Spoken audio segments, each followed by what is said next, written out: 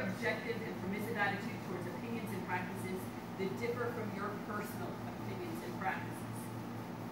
Now, I've heard a lot about tolerance. Most of you have heard a lot about tolerance. If you work in the corporate world, it's a huge issue. There are classes in diversity and tolerance and inclusion. And it's become the buzzword, it seems, for the last 2 years. And you hear it a lot. It's very politically correct to be tolerant. And honestly, as a society, we are truly offended at people who are not demonstrating their tolerance in their behavior. Most of us certainly consider ourselves to be tolerant. I consider myself to be tolerant. I think all of us would say that we practice tolerance, yes? Yes. Yes. Well, I notice more and more a phrase in communication that leads me to believe that we as a society and as individuals are in fact not tolerant. That we guide our behaviors in tolerance, but our opinions and our feelings are not tolerant.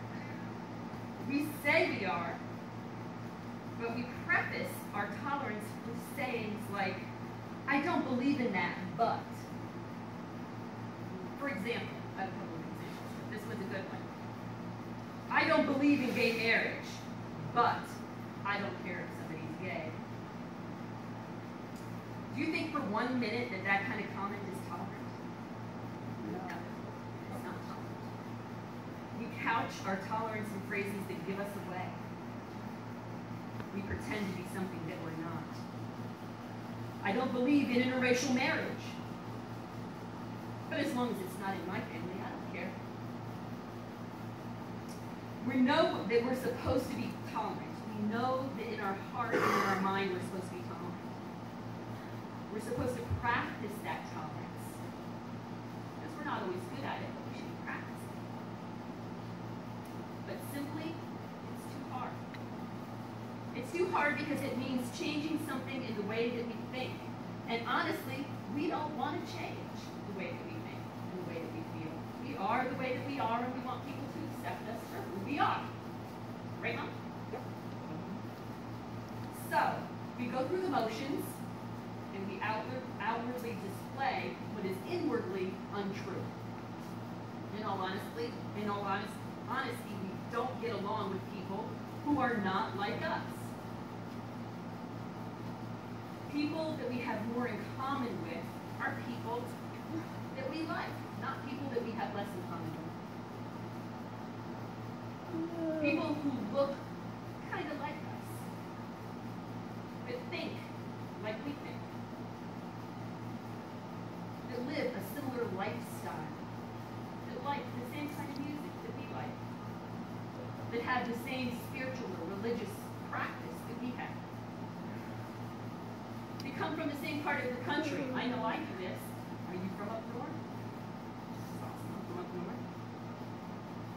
People that have the same ethnicity, like the same kind of foods. Let's face it. Cat people hang out with cat people, and dog people hang out with dog people. That's it. So wouldn't it be awesome if cat people learned to hang out with dog people, and dog people hang out with cat people? There'd be more people with cats and dogs. Sign of the apocalypse.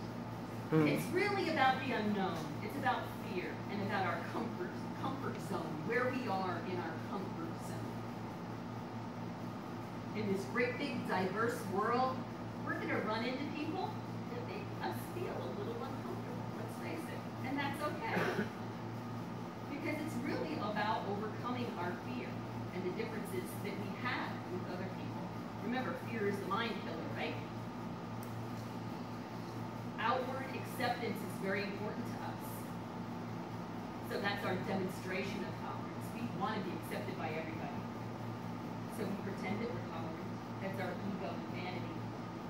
Okay?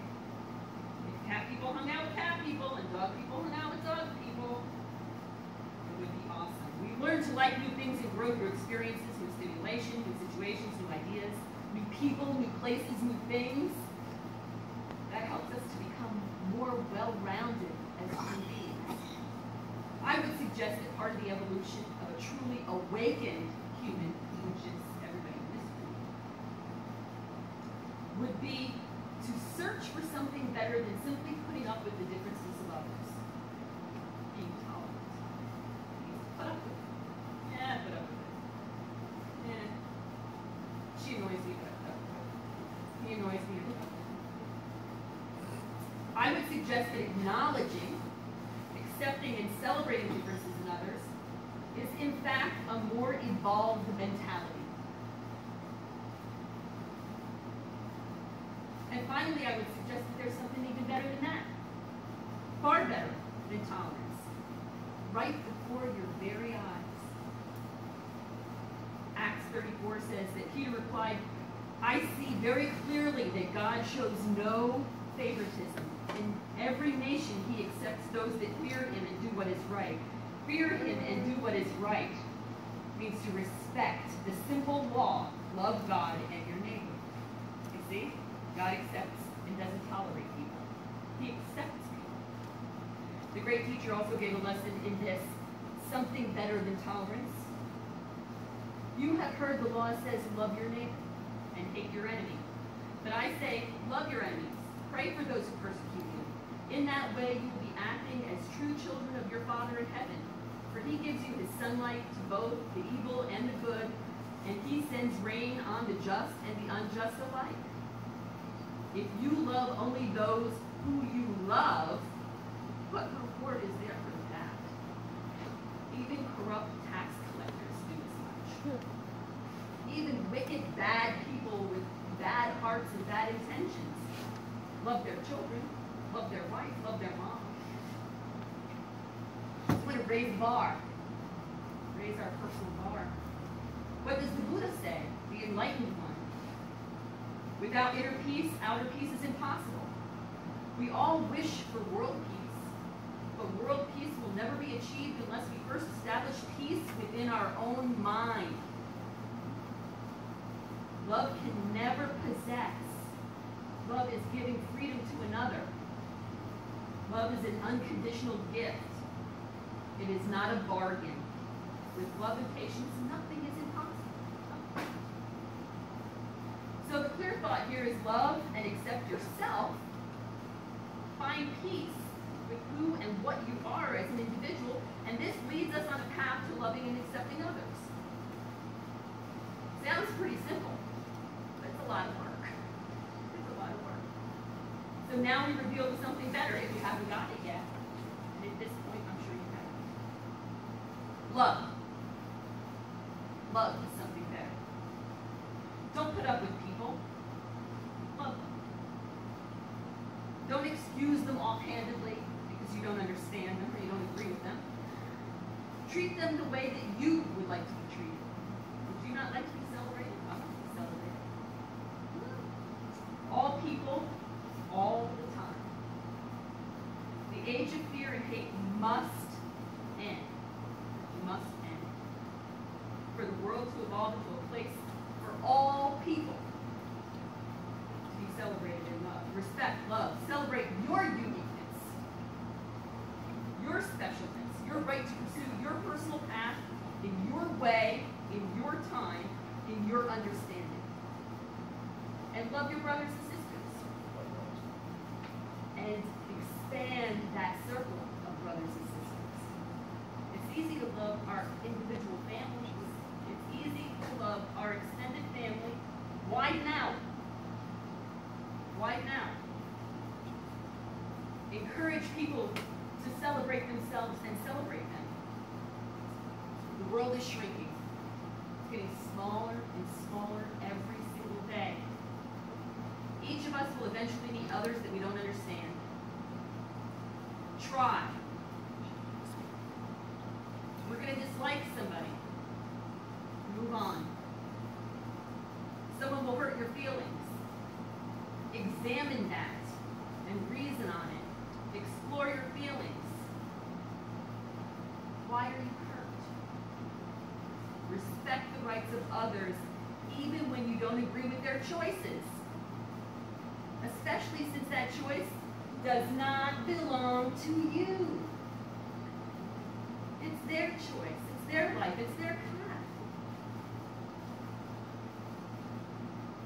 Champion the weak. Be a support to those in need. The innocent. All those who are in need of your care and your strength as first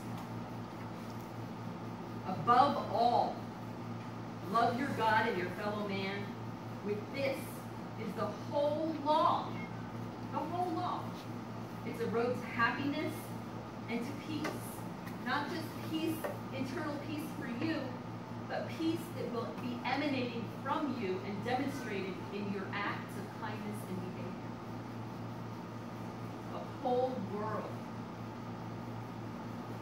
A whole world's peace and joy begins with you learning how to love yourself